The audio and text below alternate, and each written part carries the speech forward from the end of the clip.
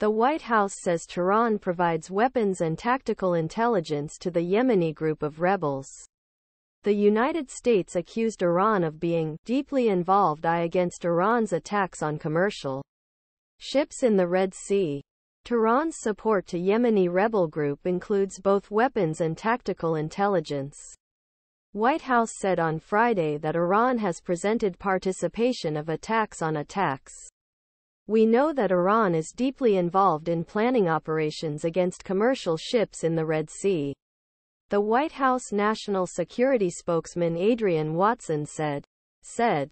This is consistent with Iran's long-term financial support and encouraging Houthis destabilizing actions in the region. The White House said that visual analysis shows almost the same features between Iran's November 4 drones and the unmanned vehicles used by Houthis, as well as consistent features between Iran and Houthi missiles.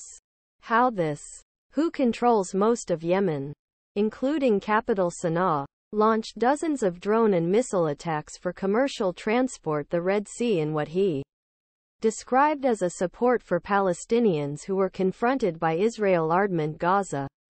The attacks effectively redirected a large portion of global trade by forcing freight companies to sail around Africa, applying higher costs and delays to the delivery of energy, food and consumer goods. At beginning of this week, Washington announced the launch of a multinational power that contains more than 20 countries to protect ships spent Red Sea. Last week, a U.S. guided missile deprived of 14 attack planes believed to have been expelled from controlled Yemen regions.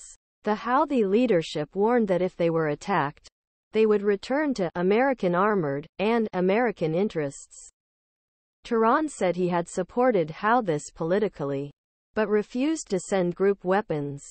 The Iranian Foreign Ministry Israel charges last month and rejected that Houthis seized a ship owned by Israel and responsibility for a drone shot by the U.S. guided missile Muhrip.